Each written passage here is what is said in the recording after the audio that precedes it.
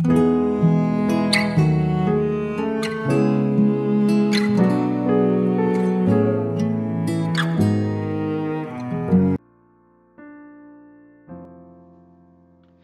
salam saudara yang dikasihi dalam nama Tuhan Yesus.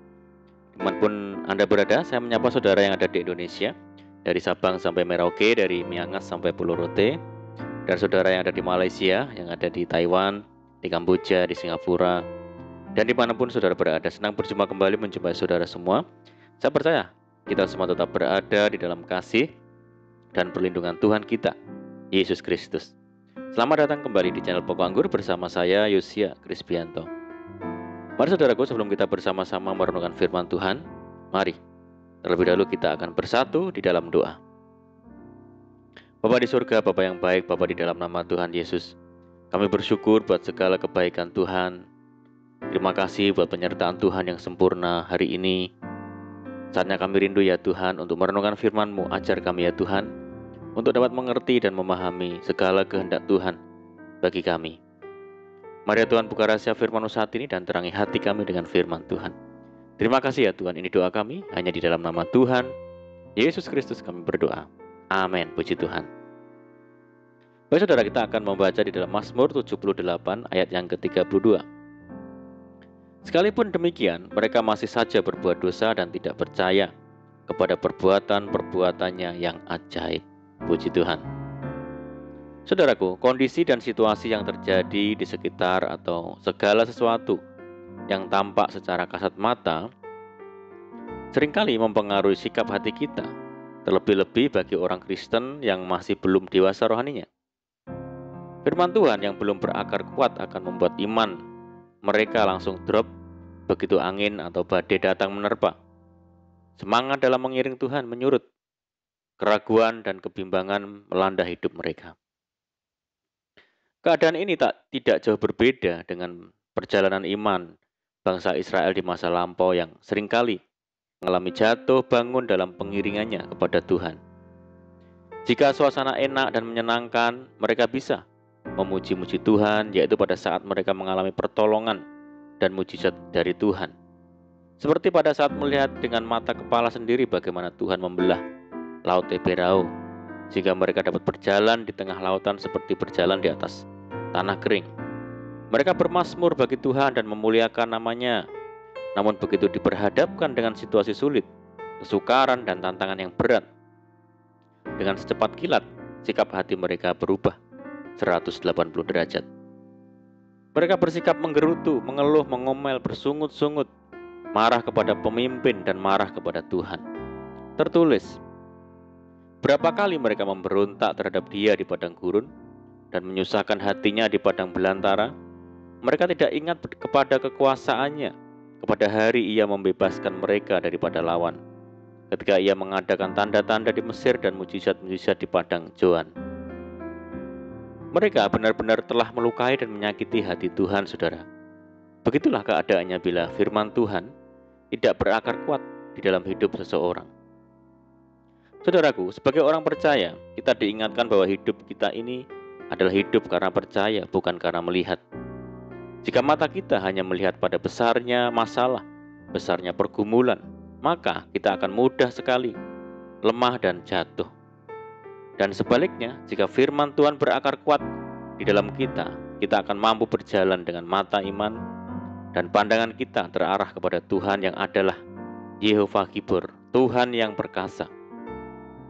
Pemazmur berkata, dengan Allah akan kita lakukan perbuatan-perbuatan gagah perkasa, sebab Ia sendiri akan menginjak-injak para lawan kita. Saudaraku, Allah kita adalah Allah yang perkasa, Yehovah Gibor. Sebagai orang percaya, kita diberikan kuasa untuk melakukan perbuatan yang gagah perkasa.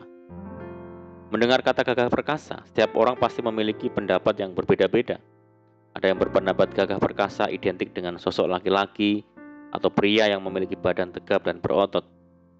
Laki-laki mana yang tidak tersanjung bila orang lain memujinya sebagai laki-laki yang gagah perkasa karena melambangkan kekuatan. Namun ada yang memiliki pandangan berbeda bahwa gagah perkasa itu adalah sebuah ungkapan untuk menggambarkan seseorang, baik pria maupun wanita, yang mampu melewati berbagai tantangan atau mampu menaklukkan segala sesuatu yang dihadapinya, termasuk kemampuan untuk mengatasi masalah atau melewati penderitaan yang dialaminya. Saudara, setiap orang percaya berpotensi besar melakukan perbuatan yang gagah perkasa, asal senantiasa hidup melekat pada Tuhan dan mengandalkannya. Tantangan bisa saja ada di depan kita, tetapi bersama Tuhan kita pasti sanggup menanggungnya. Sebab tertulis, segala perkara dapat kutanggung di dalam Dia yang memberi kekuatan kepadaku. Justru lewat tantangan, kualitas iman kita sedang diuji. Tuhan tidak berjanji akan menjauhkan musuh, tapi Dia berjanji akan memberikan kekuatan agar kita dapat mengalahkan setiap musuh. Sebab roh yang ada di dalam kamu lebih besar daripada roh yang ada di dalam dunia. Saudara, ketika berhadapan dengan Goliat, raksasa Filistin yang tingginya 6 hasta sejengkal, Saul dan segenap orang Israel takut. Tetapi Daud yang menjadikan Tuhan sebagai andalan dan kekuatan hidupnya, justru dapat berkata, Tuhan yang telah melepaskan aku dari cakar singa dan dari cakar beruang, Dia juga akan melepaskan aku dari tangan orang Filistin itu. Dan terbukti saudara, Daud mampu mengalahkan raksasa Filistin itu. Bersama Tuhan, Daud melakukan perbuatan yang gagah perkasa. Mari saudara, saat ini kita tekadkan hati dan iman kita bahwa bersama dengan Tuhan, kita pasti bisa menanggung segala hal, baik hal kecil maupun hal-hal yang besar. Sebab kita punya Allah yang perkasa, yang adalah Bapa kita, dan kita adalah anak-anaknya. Amin, puji Tuhan. Mari kita berdoa.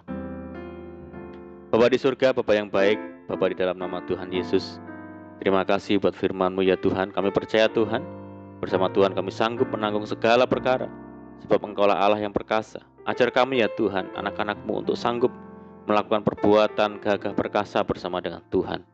Terima kasih ya Tuhan. Saat ini kami berdoa bagi saudara kami semua yang mendengar program ini, yang di Indonesia, dari Sabang sampai Merauke, di Malaysia, dan dimanapun saudara kami yang berada yang sakit, Tuhan sembuhkan di dalam nama Tuhan Yesus. Yang hidup dalam tekanan, kesulitan, persoalan, mari Tuhan tolong mereka.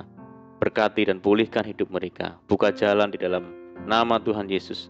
Tuhan memberkati dalam kehidupan rumah tangga, kehidupan pekerjaan, bisnis, pendidikan, dan apapun yang dikerjakan lewat tangan-tangan mereka. Berdoa bagi saudara kami yang hidup dalam ikatan dosa, mari Tuhan lepaskan pengampunan Tuhan di dalam nama Tuhan Yesus. Berdoa bagi bangsa kami Indonesia saat ini menghadapi pandemi COVID-19 dan dampak yang ditimbulkan. Tuhan, tolong belas kasihan-Mu bagi bangsa kami, sehingga bangsa kami boleh mengatasi setiap masalah yang ada. Pulihkan bangsa kami ya Tuhan. Dan berdoa bagi program vaksinasi nasional. Tuhan, tolong berikan kelancaran dan kemudahan. Terima kasih ya Tuhan, ini doa kami percaya Tuhan mendengar seruan doa kami. Hanya di dalam nama Tuhan Yesus kami berdoa. Amin. Puji Tuhan. Puji Tuhan saudara, kita sudah berdoa. Saya percaya saat ini kita dikuatkan dan diberkati. Mari saudara, kita tetap semangat di dalam Tuhan. Jangan berputus asa, tetap berdoa, bersuka cita senantiasa. Sebab dalam Tuhan kita sanggup melakukan segala perkara. Selamat malam dan selamat beristirahat. Doa saja menyertai saudara semua. Tuhan Yesus memberkati. Haleluya.